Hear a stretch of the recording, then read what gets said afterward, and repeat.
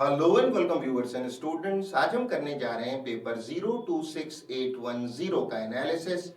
Paper 810 आपकी screen पर। पहला सवाल, सवाल संख्या 76। अब हमें मिला है ग्रामेटिकल एरर या व्याकरणीय अशुद्धि का एक प्रश्न, तो पढ़ते हैं।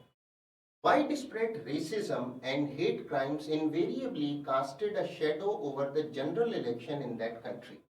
विद्यार्थी शब्दावली पर ध्यान दें। वाइड स्प्रेड का अर्थ है व्यापक या विस्तृत, बड़े पैमाने पर। रेसिज्म का अर्थ है नस्लवाद या प्रजातिवाद, नस्लीय भेदभाव। एंड हेट क्राइम्स, नस्लीय भेदभाव या फिर किसी व्यक्ति की जाति, धर्म आदि के आधार पर उस पर जो जुल्म किए जाएं, अत्याचार हो या अपराध हो, उन अपराधों को कहा जाता है हेट क्राइम। इनवेरिएबली का अर्थ है सदैव या always. Casted shadow over, cast shadow over का अर्थ है किसी चीज पर नकारात्मक प्रभाव डालना, किसी चीज पर नकारात्मक या असुखद प्रभाव डालना, बुरा प्रभाव डालना। तो जनरल इलेक्शन, जनरल इलेक्शन का अर्थ है आम चुनाव इन दैट कंट्री, उस देश। वाक्य में निसंदेह एरर यहां है, कास्टेड नहीं कास्ट होना चाहिए था। विद्यार्थी ध्यान दें, कास्ट एक इरेगुलर वर्ब है। इसकी तीनों फॉर्म्स प्रेजेंट, पास्ट तथा पास्ट पार्टिसिपल अनचेंज्ड रहती हैं। कास्ट, कास्ट, कास्ट, ना कि कास्टेड। करेक्शन के बाद वाक्य पढ़ा जाएगा। Widespread racism and hate crimes invariably cast a shadow over the general election in that country. बहुत ज्यादा व्यापक पैमाने पर होने वाला नस्ल या नस्लीय भेदभाव या नस्लवाद तथा नफरत पर आधारित अपराध या नस्लीय भेदभाव के कारण होने वाले अपराध जो थे, वो हमेशा एक काली छाया डालते थे या नकारात्मक प्रभाव डालते थे उस देश में आम चुनाव पर। मीन्स आम चुनाव होता तो वहां पर नस्लीय भेदभाव और नफरत पर आधारित, घृणा पर आधारित अपराध होते थे। वाक्य का करेक्शन खंड बी में है, यही हमारा आंसर होगा। करेक्शन के बाद वाक्य हुआ widespread racism and hate crimes invariably cast a shadow over the general election in that country. हमारा आंसर ऑप्शन बी ही रहेगा। आगे बढ़ते हुए सवाल संख्या 77। एक बार फिर से उसी प्रकार का ग्रामेटिकल एरर का सवाल है, तो पढ़ते हैं। People living in low lying areas find it difficult to cope up with the floods. वाक्य में निसंदेह एरर यहां है, विद्यार्थी ध्यान दें। कोप का अर्थ है किसी चीज का सामना करना, किसी समस्या का सामना, मुकाबला करना या उससे निपटना। People living in low lying areas, low lying का अर्थ है निचले, निचले क्षेत्रों में रहने वाले जो लोग हैं, find it difficult to cope with the floods. जो निचले क्षेत्रों में रहते हैं लोग, जहां जल भराव की समस्या होती है, वो हमेशा मुश्किल पाते हैं फ्लड्स, बाढ़ से जो है, या बाढ़ की जो घटनाएं हैं उनसे निपटना, उनका सामना करना वो मुश्किल पाते। वाक्य में करेक्शन खंड सी में है, यही हमारा आंसर होगा। आगे बढ़ते हुए सवाल संख्या 78 फिल इन द ब्लैंक का प्रश्न है, पढ़ते हैं। लुक आफ्टर योर हेल्थ, अपने स्वास्थ्य का ध्यान रखें। Dash you should repent later on. विद्यार्थी ध्यान दे, रिपेंट का अर्थ है पछताना या पश्चाताप करना, और लेटर ऑन का अर्थ है बाद में। हमारा आंसर निसंदेह ऑप्शन डी ही हो सकता है। लेस्ट, लेस्ट एक कंजंक्शन है जिसका अर्थ होता है ऐसा न हो कि, कहीं ऐसा ना हो जाए। इसे लगाकर वाक्य में उसे फिर से पढ़ते हैं। Look after your health लेस्ट you should repent later on. अपने स्वास्थ्य का ध्यान रखो, अपनी देखभाल करो, कहीं ऐसा ना हो तुम्हें बाद में पछताना पड़े। अन्य ऑप्शंस को कभी इग्नोर न करें, तो उन पर एक नजर कर लेते हैं। एस का अर्थ है चूंकि या क्योंकि, बिकॉज क्योंकि है, और टिल है जब तक या तब तक। हमारा आंसर ऑप्शन सी लेस्ट ही रहेगा, ऐसा ना हो। आगे बढ़ते हुए सवाल संख्या 79। एक बार फिर से फिल इन द ब्लैंक का प्रश्न है, पढ़ते हैं।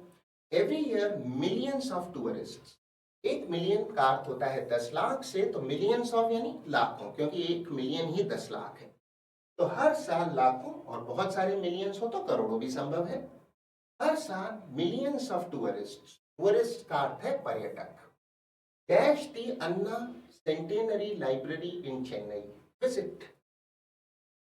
हर साल मिलियंस ऑफ टूरिस्ट, लाखों या अथवा करोड़ों टूरिस्ट, क्योंकि एक मिलियन होता है 10 लाख, मिलियन से कई सारे मिलियन टूरिस्ट विजिट करते हैं, जाते हैं अन्ना सेंटेनरी लाइब्रेरी में, जो कि चेन्नई शहर में स्थित है। विद्यार्थी ध्यान दें, ये वाक्य नियमितता का है, रेगुलरिटी का है या जनरल ट्रूथ है, सामान्य सत्य है।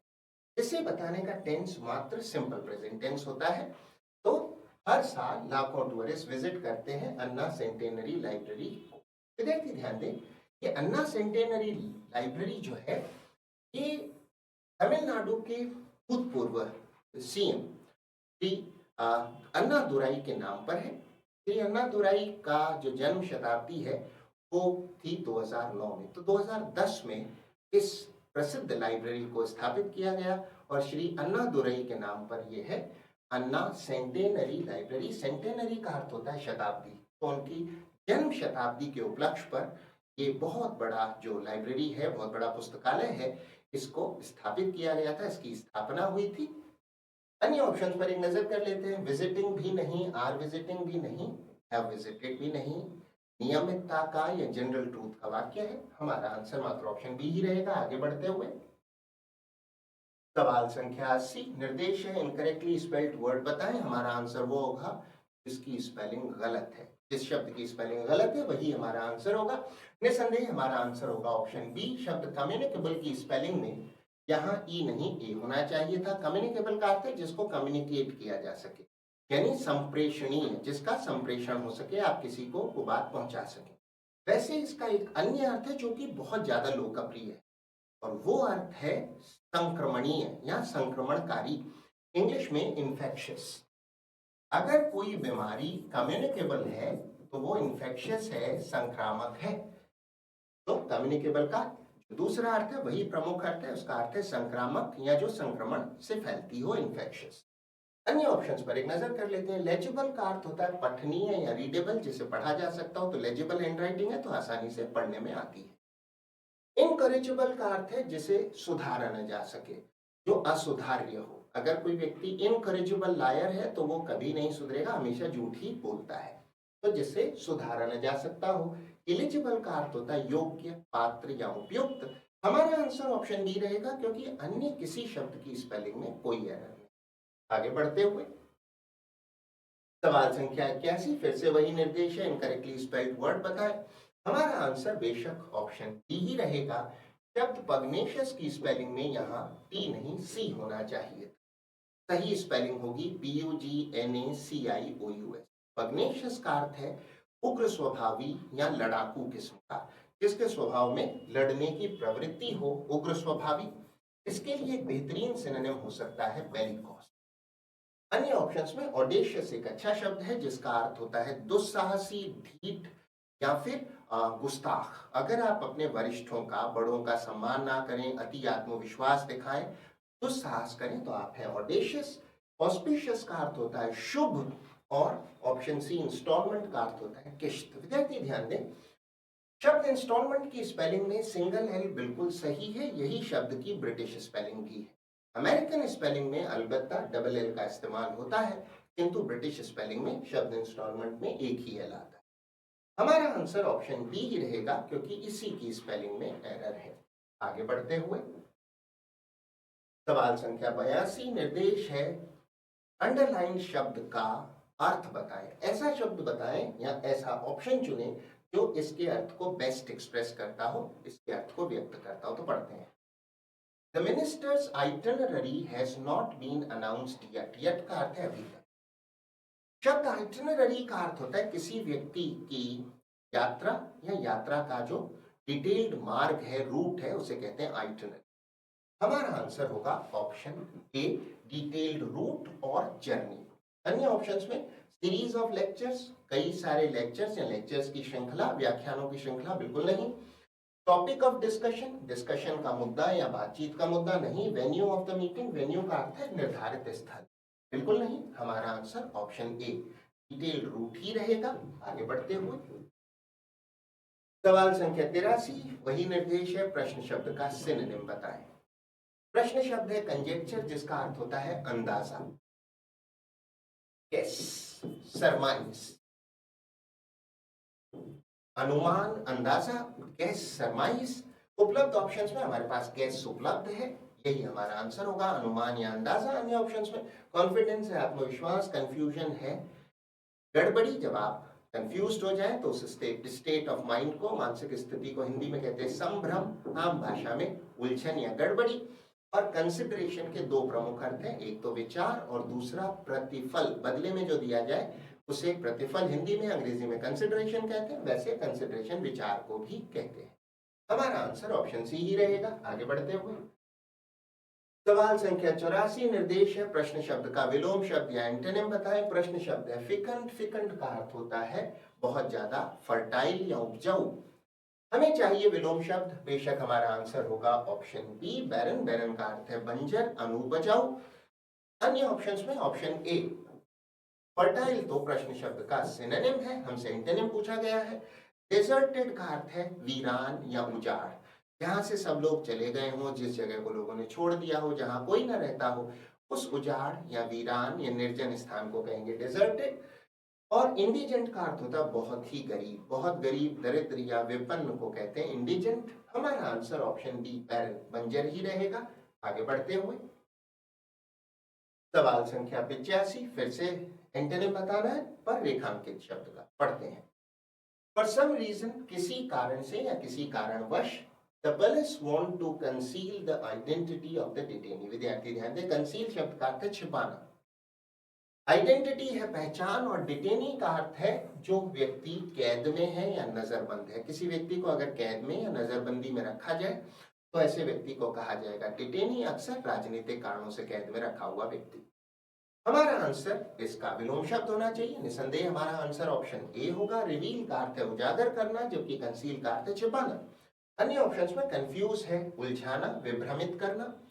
डिस्क्लेम है, अब अगर आप डिस्क्लेम करते हैं तो किसी चीज पर से अपना दावा छोड़ देते हैं। अगर हम क्लेम करते हैं तो दावा करते हैं, डिस्क्लेम करते हैं तो अपना दावा किसी चीज पर से छोड़ देते हैं, हटा देते हैं। रिफ्यूज, आप जानते हैं रिफ्यूज का अर्थ है मना करना, इनकार करना। हमारा आंसर ऑप्शन ए रिवील ही रहेगा। आगे बढ़ते हुए सवाल संख्या 86 निर्देश है दी गई इडियम या मुहावरे का अर्थ बताएं। तो पढ़ते हैं to burn one's fingers. To burn one's fingers का अर्थ है कुछ ऐसा करना जिससे आपको बहुत नुकसान उठाना, राइट। तो अगर मैं कहता हूं you will and up burning your fingers in this, यानी इस सारे काम में आपको बहुत नुकसान उठाना पड़ेगा अपने किए के काम। बेशक हमारा आंसर ऑप्शन बी ही हो सकता है, to suffer the unpleasant consequences. Consequences का अर्थ है परिणाम, अनप्लेजेंट है असुखद। Unpleasant consequences of one's own actions, खुद के कर्मों या कार्यों के कारण जो असुखद परिणाम भुगतना पड़े। अन्य ऑप्शंस पर एक नजर कर लेते हैं। ऑप्शन ए कहता है टू बिकम एक्सट्रीमली एंग्री, बहुत ज्यादा क्रुद्ध या इरिटेटेड है, चिड़े हुए होना, वेरी क्विकली, बहुत जल्दी चिढ़ जाना, गुस्से में आना, बिल्कुल नहीं। To willingly help someone in need, अपनी इच्छा से किसी की मदद करना क्योंकि उसको आवश्यकता है। या फिर अंतिम option D, to take a big risk, बहुत ज्यादा जोखिम उठाना, without thinking carefully about possible consequences, बिना संभावित परिणामों की जो उनके बारे में विचार किए हुए बहुत बड़ा रिस्क उठाना, बिल्कुल नहीं। ना मदद करना किसी की और ना ही बहुत ज्यादा जोखिम उठाना बिना विचारे हुए परिणामों। हमारा आंसर ऑप्शन बी ही रहेगा, अपने कर्मों के कारण असुखद परिणाम उठाना, झेलना। आगे बढ़ते हुए सवाल संख्या 86, फिर से एक इडियम, एक मुहावरा मिला है जिसका अर्थ बताना है। मुहावरा है the green eyed monster. Green eyed monster मुहावरात्मक भाषा में जलन या जेलसी को कहा जाता है। विद्यार्थी ध्यान दें, अगर हम कहते हैं the green eyed monster took over somebody, का अर्थ हुआ किसी व्यक्ति पर ईर्ष्या या जलन बहुत ज्यादा छा गई, ईर्ष्या के वो वशीभूत हो गया। हमारा आंसर होगा option C, jealousy towards somebody, किसी के प्रति जो है जलन, ईर्ष्या। अन्य ऑप्शंस में पैनिक और एंजाइटी। पैनिक का अर्थ है भय, एंजाइटी है चिंता, आशंका, तो भय या चिंता बिल्कुल नहीं। एक्सट्रीम एंगर, बहुत ज्यादा गुस्सा ओवर ए स्मॉल प्रॉब्लम, बिल्कुल नहीं। Strong desire to help somebody ही नहीं। हमारा आंसर ऑप्शन सी ही रहेगा। आगे बढ़ते हुए सवाल संख्या 88, वन वर्ड सब्स्टिट्यूशन का प्रश्न मिला है। तो पढ़ते हैं ओपोज टू बिग और सडन चेंज। ओपोज होता है किसी चीज के खिलाफ, बड़े और अचानक होने वाले बदलाव के खिलाफ हो तो उसे क्या कहेंगे। हमारा आंसर होगा ऑप्शन सी, कंजर्वेटिव। कंजर्वेटिव का अर्थ है रूढ़िवादी, जो पुरानी दकियानूसी परंपरावादी सोच का हो उसे कहेंगे कंजर्वेटिव। इसके लिए बेहतरीन सिनोनिम हो सकता है ऑर्थोडॉक्स या ट्रेडिशनलिस्ट। तो कंजर्वेटिव है रूढ़िवादी परंपरागत सोच वाला, जो कि ज्यादा बदलाव पसंद नहीं करता हो। अन्य ऑप्शंस में ऑप्शन ए इंटरमीडियरी का अर्थ है मध्यस्थ या फिर मीडिएटर। रेवोल्यूशनरी का अर्थ है क्रांतिकारी। और रिफ्रैक्टरी एक बहुत अच्छा शब्द है जिसका अर्थ है जिद्दी, अपनी बात पर अड़ा हुआ, जिसको प्रबंधित करना मैनेज करना मुश्किल हो, इंग्लिश में stubborn। हमारा आंसर ऑप्शन सी कंजर्वेटिव ही रहेगा। आगे बढ़ते हुए सवाल संख्या 89, फिर से वन वर्ड सब्स्टिट्यूशन का प्रश्न है, पढ़ते हैं। बिलीफ और opinion contrary to the principles of a particular religion. Particular है कोई विशिष्ट या विशेष, रिलीजन है धर्म, बिलीफ है कोई विश्वास आस्था मान्यता, ओपिनियन है राय, कॉन्ट्ररी है विरुद्ध या उलट, प्रिंसिपल्स है सिद्धांत। तो किसी धर्म विशेष के सिद्धांतों या मान्यताओं के उलट, उनसे उल्टे अगर आपके विचार या मान्यता है तो उसे कहेंगे हेरेसी। हेरेसी का अर्थ है अपधर्म या फिर धर्म के विरुद्ध कोई कृत्य मान्यता आदि, कोई ऐसी बात ऐसा विश्वास ऐसा कृत्य जो धर्म के विरुद्ध है, धर्म की आस्थाओं के विरुद्ध है, अपधर्मी है, कहलाएगा हेरेसी। अन्य ऑप्शंस में डिसबिलीफ का अर्थ है अविश्वास, सुपरस्टिशन है अंधविश्वास, और अंतिम ऑप्शन सी कंफर्मिटी का अर्थ है किसी चीज के अनुपालना या के मुताबिक होना। अगर आप किसी चीज के कंफर्म होते हैं तो उसके अनुपालना करते हैं, उसके मुताबिक चलते हैं। तो किसी चीज के जैसा होना, उसके अनुरूपता जो होती है वो कंफर्मिटी है। सुपरस्टिशन है अंधविश्वास, डिसबिलीफ है अविश्वास, और हमारा आंसर बेशक हेरेसी ही रहेगा। आगे बढ़ते हुए सवाल संख्या 90 निर्देश है रेखांकित खंड को सब्स्टिट्यूट करें, रिप्लेस करें या फिर उसे बदलें। सही ऑप्शन तो सही ऑप्शन से रिप्लेस करें रेखांकित खंड को। वाक्य को ठीक करने के लिए पढ़ते हैं, Maggie decided to take a bath.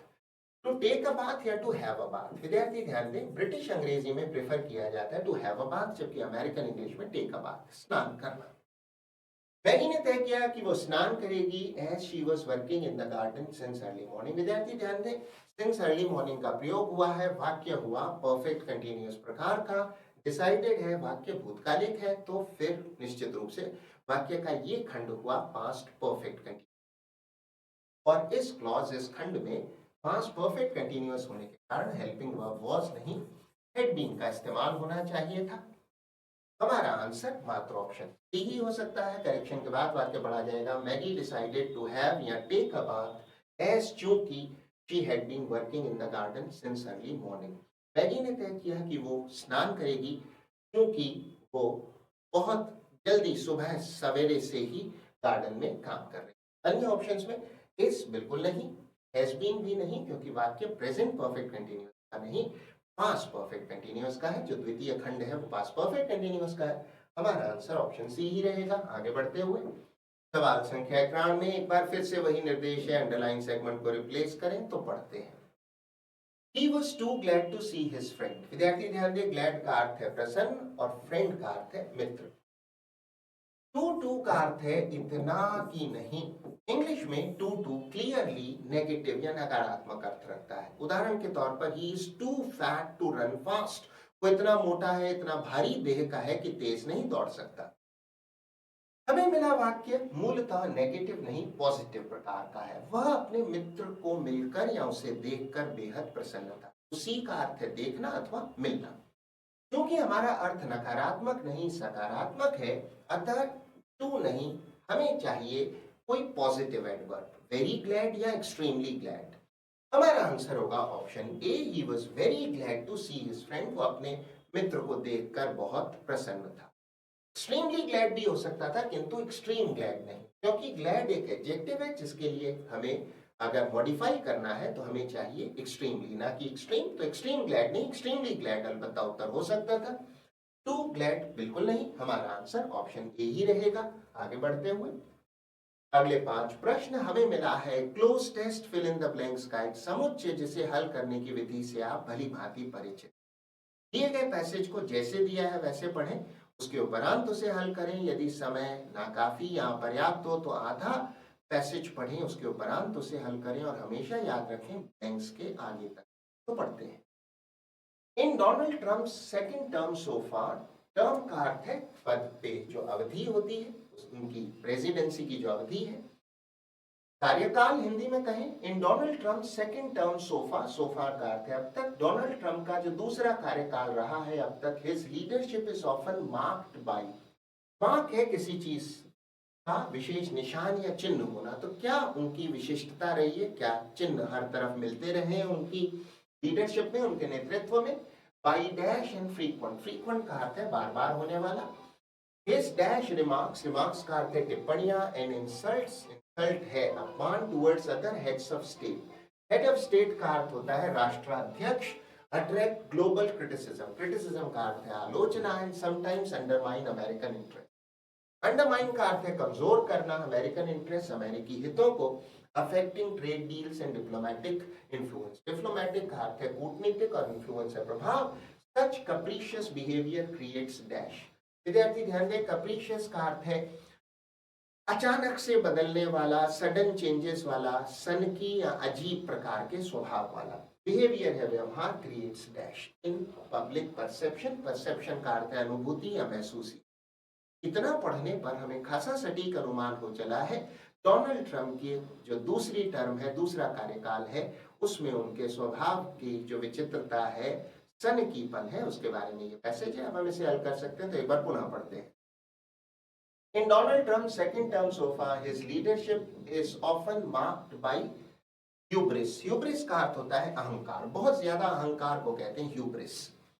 तो उसका मुख्य जो चिन्ह रहा है, मुख्य बात रही है, विशिष्टता रही है, वो है उनका अतिशय अहंकार। अन्य ऑप्शंस पर एक नजर कर लेते हैं। कॉशन का अर्थ है सावधानी, ह्यूमिलिटी ह्यूब्रिस का विलोम शब्द है, अर्थ होता है विनम्रता, इंग्लिश में मॉडेस्टी।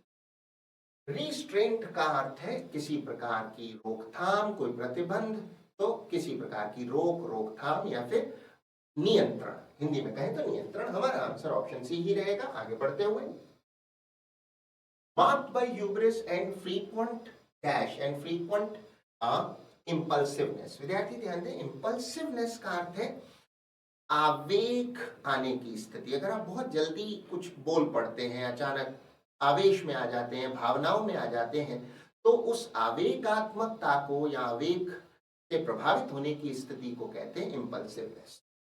फ्रीक्वेंट इंपल्सिवनेस अन्य ऑप्शंस में, फोरसाइट का अर्थ है दूरदर्शिता या दूरदृष्टि, डेलिब्रेशन का अर्थ है किसी चीज पर किया जाने वाला विचार विमर्श, और प्रूडेंस का अर्थ है समझदारी, विवेक। हमारा आंसर ऑप्शन बी इंपल्सिवनेस ही रहेगा। आगे बढ़ते हुए, frequent impulsiveness, his dash remarks and insults, his irresponsible remarks, irresponsible का अर्थ है लापरवाहीपूर्ण, उनके लापरवाहीपूर्ण टिप्पणियां and insults जो अपमान है towards other heads of state attract global criticism, दुनिया भर से जो है उनको आलोचना मिलती है, and sometimes undermine American interests, और अमेरिकन हितों का भी उसमें हानि होती है। अंडरमाइन का अर्थ है नुकसान पहुंचाना, हानि पहुंचाना, कमजोर करना। अन्य ऑप्शंस में, डिग्निफाइड का अर्थ है गरिमापूर्ण या गरिमामय, बैफलिंग का अर्थ है कंफ्यूजिंग, उलझाने वाला, सगेशियस का अर्थ है विद्वतापूर्ण या वाइज। हमारा आंसर ऑप्शन डी इररिस्पॉन्सिबल ही रहेगा। आगे बढ़ते हुए, एक बार पुनः, undermine American interests, affecting trade deals, जो व्यापारिक डील्स होती है उनको प्रभावित करता है उनका यह स्वभाव, एंड डिप्लोमेटिक इन्फ्लुएंस, डिप्लोमेटिक का अर्थ है कूटनीतिक या राजनयिक प्रभाव जो पड़ता है वो गलत प्रभाव पड़ता है। सच कैप्रिशियस बिहेवियर, ऐसा जो उनका व्यवहार है, वो हेड्स ऑफ स्टेट जो राष्ट्राध्यक्ष है उनको भी बहुत ज्यादा उनके साथ भी उनका अभद्र व्यवहार होता है। तो इस प्रकार का कैप्रिशियस व्यवहार, जो सनकी किस्म का अचानक बदलने वाला जो व्यवहार है, creates dash in public perception, creates confusion, जो कंफ्यूज हो जाते हैं उनके परसेप्शन मींस अनुभूति में ऐसा आता है कि वो पूरी तरह विभ्रमित हो जाते हैं, कंफ्यूज हो जाते हैं, कंफ्यूजन हो जाता है। किसके विषय में? यूएस पॉलिसी, अमेरिकन पॉलिसी को लेकर, and complicates long term planning, और उलझा देता है। कॉम्प्लिकेट का अर्थ है उलझाना, लॉन्ग टर्म दीर्घकालिक प्लानिंग को for both domestic and foreign stakeholders, जो देश के और देश के बाहर के स्टेक होल्डर्स। स्टेक होल्डर्स का अर्थ है वो लोग जो किसी काम में जिनका हित है, तो हित धारक लोग। अन्य ऑप्शंस में, क्लैरिटी है स्पष्टता, स्टेबिलिटी है स्थायित्व, अप्रूवल का अर्थ है स्वीकृति, अनुमोदन। हमारा आंसर ऑप्शन सी कंफ्यूजन ही रहेगा। आगे बढ़ते हुए, complicates long-term planning for both domestic and foreign stakeholders. Critics argue, जो समीक्षक हैं वो कहते हैं, आलोचक या समीक्षक कहते हैं that without a consistent dash vision, without a consistent strategic vision, strategic का अर्थ होता है रणनीतिक। रणनीति कहते हैं ऐसी दीर्घकालिक योजना को जिससे दूरगामी परिणाम या असर प्राप्त हो। तो बिना किसी कंसिस्टेंट यानी जिसमें निरंतरता हो, बिना कंसिस्टेंट स्ट्रेटेजिक विजन के, यानी कि अगर आप बिना निरंतरता के रणनीतिक विजन को नहीं लाते, यानी आप अगर आपकी सोच कैसी है कि जिसमें कोई स्ट्रेटेजिक विजन है ही नहीं, विदाउट यानी बिना, कि उनका आर्ग्यूमेंट है क्रिटिक्स का कि बिना कंसिस्टेंट स्ट्रेटेजिक विजन यानी सोच या विचार के, बिना रणनीतिक विचार के गवर्नेंस बिकम्स रिएक्टिव, जो सरकार चलाना है वो प्रतिक्रियात्मक हो जाता है, प्रोएक्टिव नहीं है, रिएक्टिव है। And preoccupied with short term priorities, preoccupied means किसी चीज में लगा हुआ या तल्लीन, शॉर्ट टर्म प्रायोरिटीज है, प्राथमिकताओं में आपकी जो गवर्नेंस है वो लग जाती है, रिड्यूसिंग इफेक्टिवनेस, और उसकी जो इफेक्टिवनेस है, प्रभाविकता है, इन एड्रेसिंग स्ट्रेटेजिक मैटर्स। एड्रेस का अर्थ है किसी समस्या आदि को हल करने का प्रयास करना। स्ट्रेटेजिक मैटर्स है रणनीतिक या सामरिक, जो देश के बड़े हितों से संबंधित हो उन्हें कहेंगे स्ट्रेटेजिक, रणनीतिक या फिर सामरिक भी मैटर्स, उनको जो हल करने की या प्रभाविकता है हल करने में वो कम हो जाती है, रिड्यूस। हमारा आंसर ऑप्शन बी स्ट्रेटेजिक, रणनीतिक, सामरिक आदि ही रहेगा। अन्य ऑप्शंस में सिंबॉलिक का अर्थ है प्रतीकात्मक, टेम्पररी है अस्थायी, और मॉरल का अर्थ है नैतिक। हमारा आंसर ऑप्शन बी स्ट्रेटेजिक ही रहेगा। आगे बढ़ते हुए सवाल संख्या 97 आपकी बार मिला है रीअरेंजमेंट ऑफ सेंटेंसेस का एक प्रश्न, जिसको हल करने के तरीके से आप बखूबी वाकिफ हैं। दिए गए सेगमेंट्स को पढ़ें और फिर तार्किक रूप से रीअरेंज करें। तो पढ़ते हैं, the elephant tusks were tracked from the Democratic Republic of Congo for 2 months. Tusk का अर्थ है दांत, हाथी के जो बड़े दांत होते हैं जो उसके शरीर से बाहर दिखते रहते हैं उन्हें कहते हैं टस्क्स, हाथी के दांत। ये इनको ट्रैक किया जा रहा था, इनको कहां से इनका पीछा किया जा रहा था, इन पे नजर रखी जा रही थी, from the democratic Republic of Congo for 2 months। Democratic Republic of Congo Africa में देश है, वहां से इनको ट्रैक किया जा रहा था। कस्टम्स ऑफिशियल्स इन थाईलैंड, जो कस्टम्स अधिकारी हैं थाईलैंड में, say it is the biggest seizure in the country's history. वो कहते हैं कि ये देश के इतिहास में सबसे बड़ा सीजर है, जब्ती है, for 4 tons of Ivory. Ivory का अर्थ है हाथी दांत। विद्यार्थी ध्यान दें, जब हाथी दांत हाथी के शरीर का भाग है उस संदर्भ में हम कहेंगे टस्क्स, और हाथी दांत वो वस्तु मींस वो सब्सटेंस जो टस्क्स में है, उस वो पदार्थ जिससे वो कलात्मक सुंदर चीजें बनाई जाती हैं, वो पदार्थ है आइवरी, और वो जो हाथी के शरीर का भाग है वो है टस्क्स। तो टस्क से जो प्राप्त होता है पदार्थ वो है Ivory, with the market value of $6 million। Million का अर्थ है 10 लाख, तो 6 मिलियन हुआ 60 लाख, ये निशान है डॉलर का।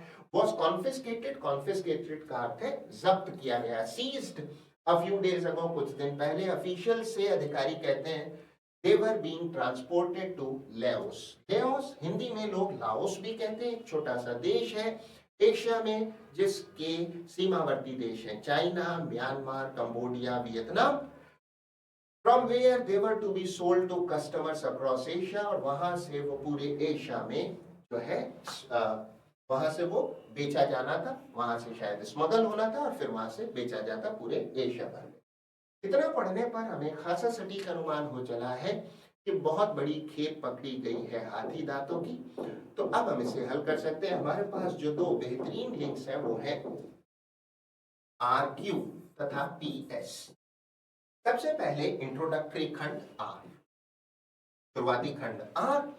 4 tons of ivory with a market value of $6 million was confiscated a few days ago। R के उपरांत Q, customs officials in Thailand, it is say कहते हैं that it is the biggest seizure in the country's history। Thailand जो है वो Laos का पड़ोसी देश है, वियतनाम, चाइना की तरह। तो जो कस्टम्स अधिकारी हैं थाईलैंड में वो कहते हैं बहुत बड़ी जब्ती है, सबसे बड़ी जब्ती है देश के इतिहास में। Q के उपरांत होगा खंड P।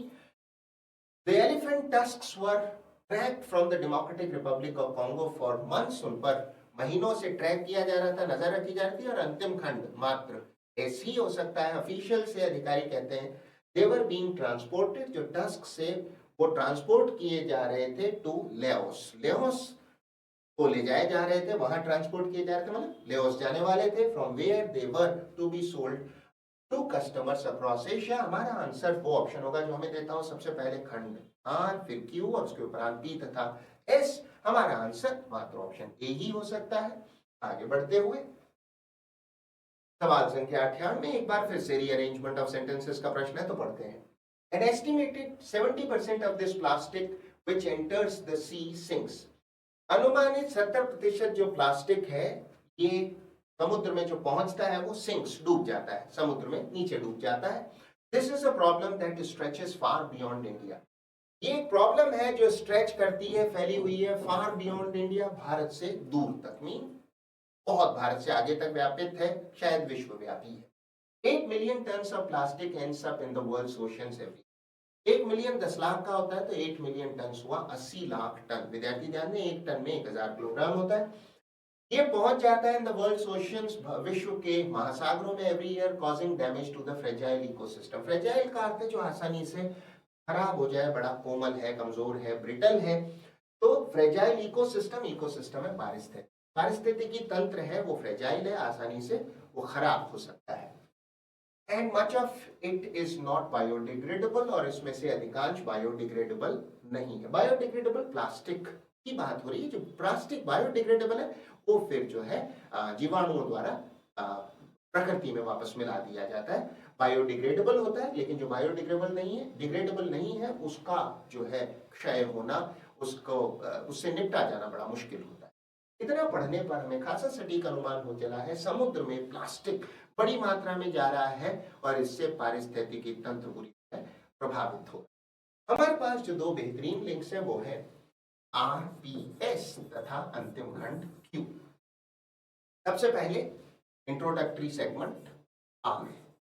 8 million tons of plastic ends up in the world's oceans, विश्व के महासागरों में पहुंच जाता है।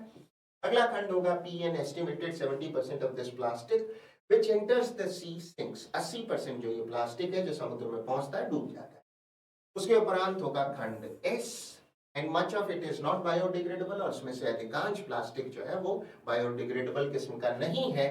और अंतिम खंड मात्र क्यू ही हो सकता है। This is a problem that stretches far beyond India, और ये समस्या भारत से दूर तक व्याप्त है। हमारा आंसर होगा वो ऑप्शन जो हमें देता हो सबसे पहले आर, फिर पी, एस तथा अंत में क्यू। इसी क्रम में हमारा आंसर मात्र option A, R, P, S, Q ही हो सकता है। आगे बढ़ते हुए सवाल संख्या 99, अब की बार मिला है एक वाक्य जो डायरेक्ट स्पीच का है, जिसे हम बदलेंगे इनडायरेक्ट स्पीच में, तो पढ़ते हैं। The teacher said to me quote unquote, you have not submitted the assignment. Teacher ने मुझसे कहा कि तुमने असाइनमेंट सबमिट नहीं किया है, जमा नहीं कराया। असाइनमेंट यानी दिया गया कार्य, किसी प्रकार का कार्य, टास्क या होमवर्क। ऐसे वाक्यों में विद्यार्थी सबसे पहले रिपोर्टिंग वर्ब पर ध्यान दें। Reporting verb said past tense में है, जिसका अर्थ है रिपोर्टेड क्लॉज के टेंस को इनडायरेक्ट स्पीच में बदला जाएगा। रिपोर्टेड क्लॉज का टेंस है प्रेजेंट परफेक्ट। हमारा आंसर इस सारे आलोक में होगा वो ऑप्शन जो हमें देता हो हैव सबमिटेड की जगह हैड सबमिटेड, नेगेटिव है तो had not submitted the assignment. इस सारे आलोक में हमारा आंसर मात्र ऑप्शन सी ही हो सकता है। The teacher told me, said to me हो गया टोल्ड मी, सेड के साथ टू मी ऑब्जेक्ट है तो सेड बदल जाएगा। टोल्ड में दैट यू बन गया आई, प्रेजेंट परफेक्ट चेंज होगा पास्ट परफेक्ट में। हैव नॉट सबमिटेड का होगा had not submitted the assignment, मैंने असाइनमेंट सबमिट नहीं किया। अन्य ऑप्शंस पर नजर कर लेते हैं। ऑप्शन ए कहता है द टीचर सेड मी, बिल्कुल नहीं, टोल्ड मी होना चाहिए था। बी कहता है the teacher told to me, to नहीं, टोल्ड मी। टोल्ड एक ट्रांजिटिव वर्ब है, सीधा ऑब्जेक्ट आएगा, टू नहीं होगा, और फिर आई हैव भी नहीं, हैड होना चाहिए था। और अंतिम ऑप्शन डी कहता है the teacher said to me, said to me नहीं, told me that I have not नहीं, हैड नॉट होना चाहिए था। निसंदेह हमारा आंसर मात्र ऑप्शन सी ही हो सकता है। अंतिम प्रश्न, प्रश्न संख्या 100, हमें मिला है एक्टिव वॉइस का एक वाक्य जिसे हमें बदलना है पैसिव वॉइस में, तो पढ़ते हैं। People expect the government to lower GST rates in the upcoming budget. GST आप जानते हैं एक प्रकार का टैक्स है, इनडायरेक्ट टैक्स। रेट्स का अर्थ है दर, दरें, और अपकमिंग है आने वाला। तो लोग उम्मीद करते हैं कि सरकार आने वाले बजट में जीएसटी की रेट्स या जीएसटी की दरों को, कर दरों को कम करेगी। विद्यार्थी ऐसे वाक्यों में सबसे पहले वाक्य के टेंस पर ध्यान दें। वाक्य का टेंस है सिंपल प्रेजेंट। सब्जेक्ट के साथ वर्ब की फर्स्ट फॉर्म का इस्तेमाल हुआ है, सिंपल प्रेजेंट टेंस। वॉइस है एक्टिव। हमारा आंसर वो ऑप्शन होगा जो हमें देता हो इज, एम, आर जैसी भी स्थिति हो के साथ वर्ब की थर्ड या पास्ट पार्टिसिपल। राइट, इस सारे आलोक में हमारा आंसर मात्र ऑप्शन बी ही हो सकता है। The government is expected. The government नया सब्जेक्ट होगा। इस चूंकि गवर्नमेंट सिंगुलर है, एक्सपेक्ट की थर्ड या पास्ट पार्टिसिपल फॉर्म एक्सपेक्टेड होती है to lower GST rates in the upcoming budget. Government से उम्मीद की जा रही है या की जाती है, गवर्नमेंट से उम्मीद की जाती है मींस जनता द्वारा उम्मीद की जाती है टू लोअर जीएसटी रेट्स, की जीएसटी रेट्स कम किए जाएंगे आने वाले बजट में, ऐसी सरकार से उम्मीद की जाती है। अन्य ऑप्शंस में ऑप्शन ए कहता है the government is being expected, बिल्कुल नहीं। हमें मिला वाक्य सिंपल प्रेजेंट टेंस का था, ना कि प्रेजेंट कंटिन्यूअस। बी कहता है द गवर्नमेंट वाज एक्सपेक्टेड, नहीं, वाक्य प्रेजेंट था ना कि भूतकालिक। और सी कहता है the government expected, is expected होना चाहिए था। हमारा आंसर मात्र ऑप्शन डी ही हो सकता। तो ये था आपका एनालिसिस पेपर 810 का। I hope you manage to learn a few things from it. अच्छे असर के लिए वीडियो को फिर से देखें, वीडियो में सिखाए गए नियमों का अभ्यास करें, वीडियो में सिखाई गई वोकैबुलरी को लिखें, नोट करें, याद करें, और बहुत बेहतर होगा इन शब्दों, इन इडियम्स का प्रयोग अपने एग्जाम्पल सेंटेंस। तो keep trying, keep working, keep learning. All the best. Thank you and